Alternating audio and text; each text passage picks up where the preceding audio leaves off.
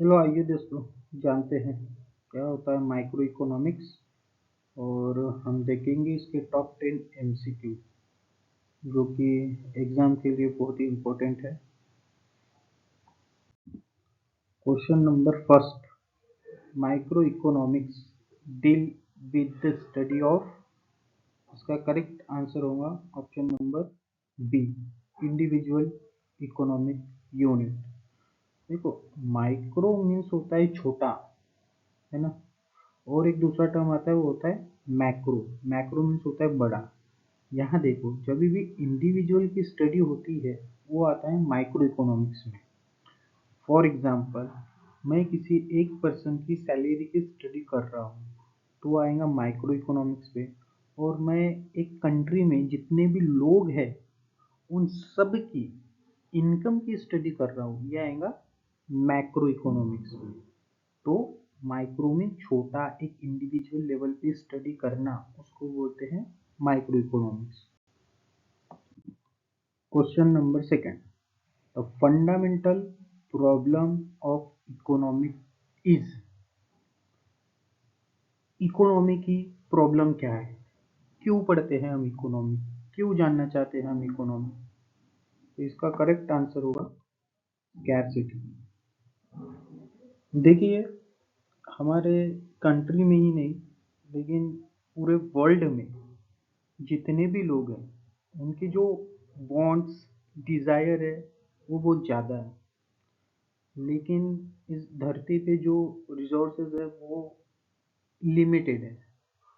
तो वो limited resources का कैसे बेस्ट यूटिलाइज करना है ताकि सभी लोगों की नीड्स और वांट्स कंप्लीट हो सके, इसीलिए हम इकोनॉमी की स्टडी करते हैं। तो सबसे बड़ी प्रॉब्लम जो है इकोनॉमी की वो है कि रिसोर्सेज स्कैरसिटी में है और इनकी जो डिमांड है, लोगों की जो डिज़ायर है, वांट्स है, वो बहुत ज़्यादा है। Question number three, according to law of demand, as the price of good increases the quantity demanded. देखना दोस्तों, ये बहुत इंपॉर्टेंट क्वेश्चन है और इससे रिलेटेड भी क्वेश्चन आता है।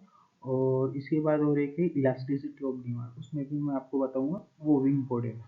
तो पहले ये जान लेते हैं लॉ ऑफ डिमांड में क्या होता है दोस्तों। जब भी गुड्स का प्राइस बढ़ता है तो उसकी जो डिमांड है वो कम होती है, समझे।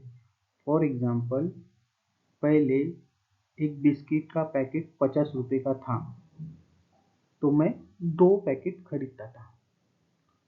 अभी बिस्किट के प्राइस 100 रुपये हो गए, यानी 50 रुपये था पहले, अभी 100 रुपये हो गए।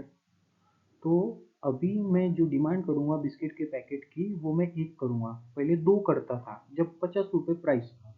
अभी 100 रुपये प्राइस हो गया तो अभी मैं एक की डिमांड कर रहा हूँ। तो ये कहता है लॉ ऑफ डिमांड, जब भी गुड्स का प्राइस बढ़ता है तो उसकी डिमांड कम होती है। क्वेश्चन नंबर चौथा, a perfect competition market is characterized by।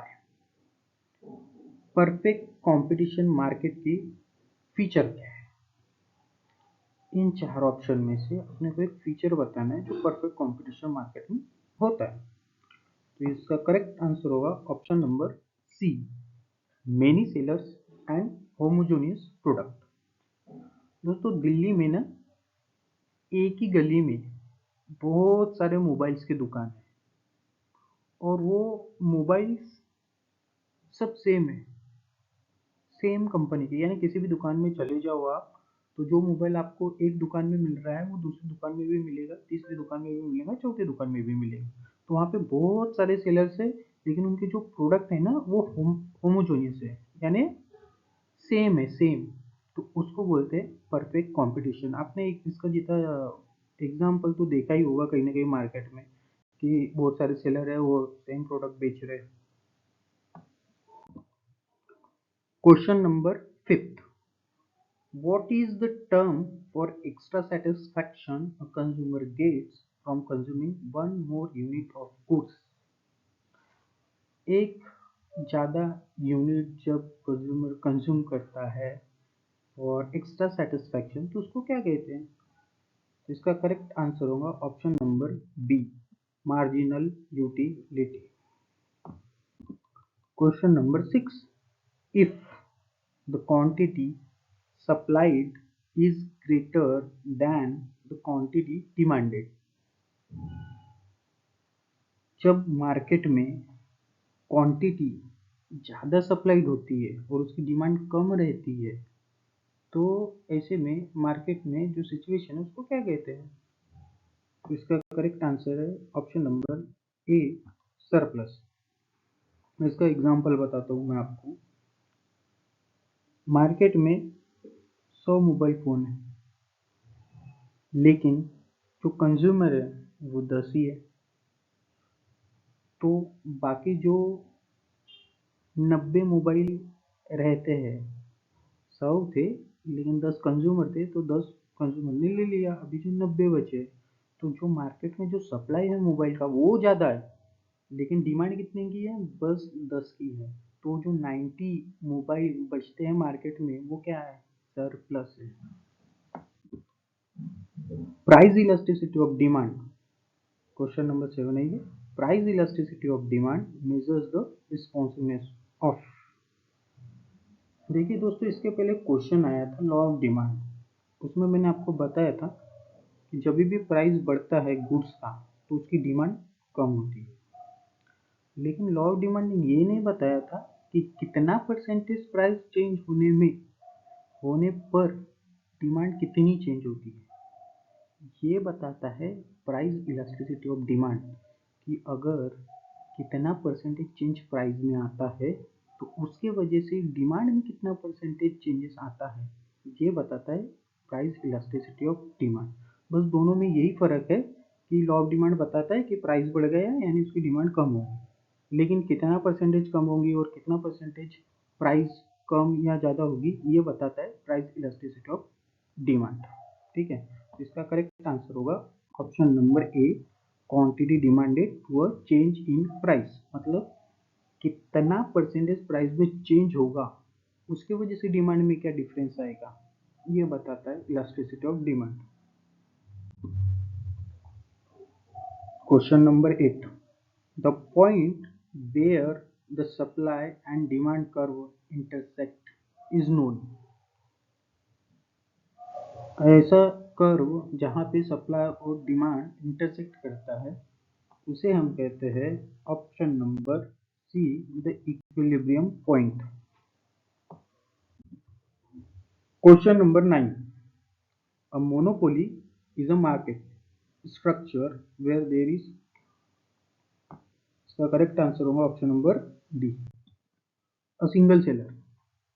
पूरे गली में चले जाओ या पूरे ग्राउंड में चले जाओ, कहीं पे भी चले जाओ, बस एक ही सेलर है और बहुत सारे बायर्स हैं।